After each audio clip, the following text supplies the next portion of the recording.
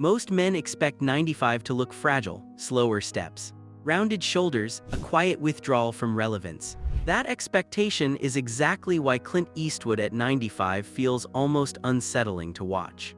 He doesn't move like a man surviving old age. He moves like a man still in command of his body, his mind, and his space. Straight posture, calm eyes. Controlled presence. When people say he looks 60, they're not exaggerating. They're reacting to something deeper than skin. They're reacting to the absence of decay. Clint Eastwood didn't wake up at 70 and decide to get healthy. His youth at 95 is the consequence of choices made decades earlier. Choices rooted in discipline, restraint, and a clear refusal to consume things that slowly destroy the body from the inside. While most people obsess over what to add to their diet, Clint focused on what to remove, and that subtraction is where his real anti-aging advantage lives. He has always believed that the body keeps score. Every indulgence, every excess, every shortcut, over time the bill comes due. Clint chose to keep that bill small. He avoided 3 categories of food that age people faster than anything else, long before the consequences were visible. The first is fried food. Fried foods don't just add calories, they introduce oxidized oils and trans fats that inflame blood vessels and harden arteries. Over decades, this inflammation stiffens the cardiovascular system, slows circulation, and accelerates aging at a cellular level. Clint removed fried foods from his life early. No fried chicken, no fries, no battered indulgences masquerading as comfort food. Instead, he chose grilled, baked, or lightly cooked meals that nourished without inflaming. That single habit preserved his heart health, his waistline, and his energy. At 95, he walks without labored breathing because his arteries were never abused. The second food category he avoids is excess dairy.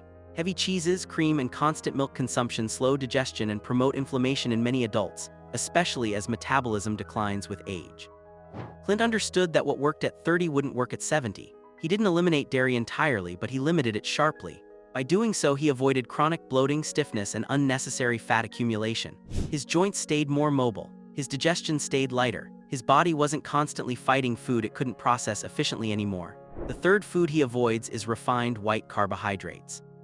White bread, pastries, sugary cereals, and processed pasta spike blood sugar and crash energy. Over time, these spikes damage insulin sensitivity and accelerate fat gain, especially around the midsection. Clint refused to fuel himself that way. Instead, he chose whole grains in moderation.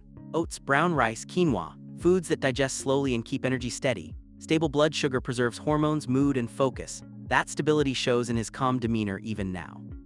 These 3 exclusions shaped everything else. Because when you remove foods that inflame, burden digestion, and destabilize energy, the body finally gets a chance to repair instead of constantly compensate.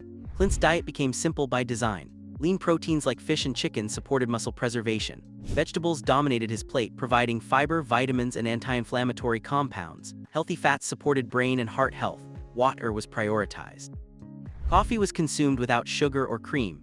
Nothing flashy, nothing excessive, just fuel. Clint eats to live, not to escape. That mindset alone protects against overconsumption. His mornings reflect that discipline. He wakes early before the world becomes noisy. Silence, fresh air, stillness. Breakfast is light but nourishing. Oats with berries, eggs with greens, water first. Food never overwhelms his system early in the day. Heavy breakfasts slow the body and cloud the mind.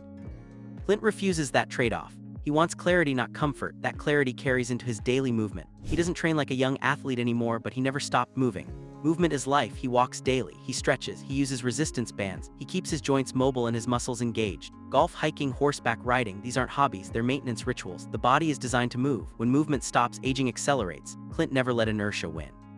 His workouts aren't about exhaustion, they're about circulation, balance, posture, strength preservation. He understands that muscles are armor against aging. Lose muscle and you lose independence. Clint protected his muscle mass through consistent, moderate activity. That's why he stands tall instead of shrinking. His posture alone makes him look decades younger. Recovery is respected. Clint doesn't punish his body. He listens to it. Sleep is protected. Nights are quiet. Meals are finished early. Okay. All is minimal. Recovery allows the body to repair connective tissue and regulate hormones. Without it, even the best habits fail. Clint built his life around recovery instead of forcing recovery to fit his life. That priority preserved him, but the most powerful factor behind his youth is mindset. Clint lives by a simple rule: don't let the old man in. That's not denial, it's refusal to surrender prematurely. He doesn't identify as old, he identifies as capable. That identity shapes behavior. He keeps working, directing, reading, creating. Mental engagement preserves cognition. Retirement without purpose accelerates decline. Clint avoided that trap. Purpose keeps the nervous system alive. Combined with clean eating and daily movement, it creates resilience most people never experience. When people look at Clint Eastwood at 95 and say he looks 60, they're seeing the result of decades of subtraction. Removing foods that inflame, removing habits that weaken, removing excess that burdens the system. What remains is a body that functions smoothly. Smooth systems age slowly. Clint didn't chase youth, he avoided what destroys it. And that choice, repeated daily for a lifetime, is why time seems to have moved more slowly for him. What people miss when they study Clint Eastwood is that his longevity isn't the result of motivation or willpower. It's the result of structure. Structure removes friction. Friction ages you. Every unnecessary strain placed on the body compounds over time, and Clint spent his life eliminating strain wherever possible. He didn't live recklessly in his youth and then try to undo the damage later. He lived with restraint early, so there was nothing to undo. That foresight is rare, and it's why his body never entered the cycle of chronic repair that defines most aging men. His digestion never became a battleground. His joints never lived in constant inflammation. His energy never oscillated wildly. Those three outcomes alone protect decades of youth. Clint understood something intuitive long before science confirmed it.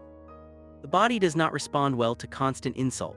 Insults can be physical, like fried food and excess sugar, or neurological, like stress and chaos. He minimized both. By avoiding foods that inflame blood vessels and spike insulin, he kept his cardiovascular system elastic. Elastic systems absorb stress. Rigid systems crack. That elasticity shows in his movement even now. He doesn't shuffle, he doesn't guard his steps.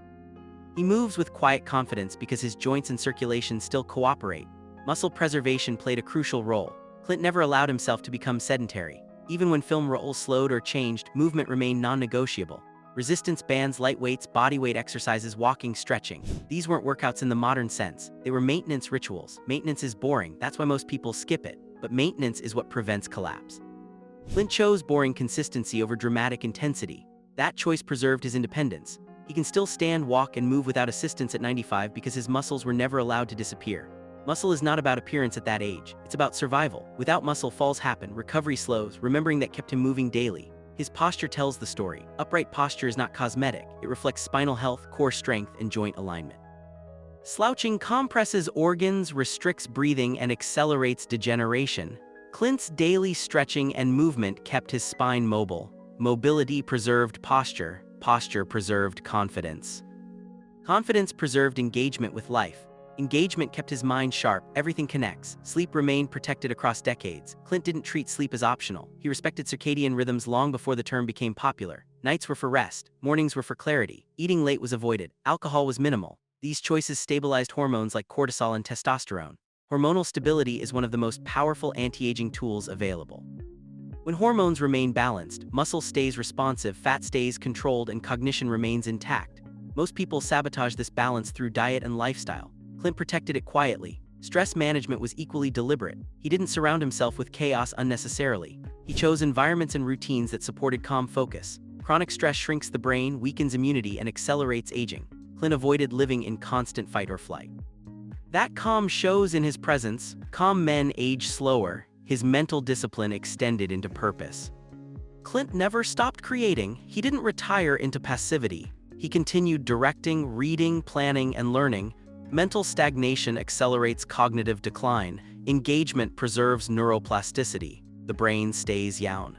When it's used meaningfully. Clint gave his mind reasons to stay sharp. Purpose kept him forward-facing instead of backward-looking. That orientation matters deeply in aging. The mind often ages faster than the body. Clint prevented that by staying mentally active. His relationship with food remained unchanged over time. No cycles of restriction and indulgence. No emotional eating. Meals were functional, predictable, satisfying without excess. Decision fatigue was eliminated.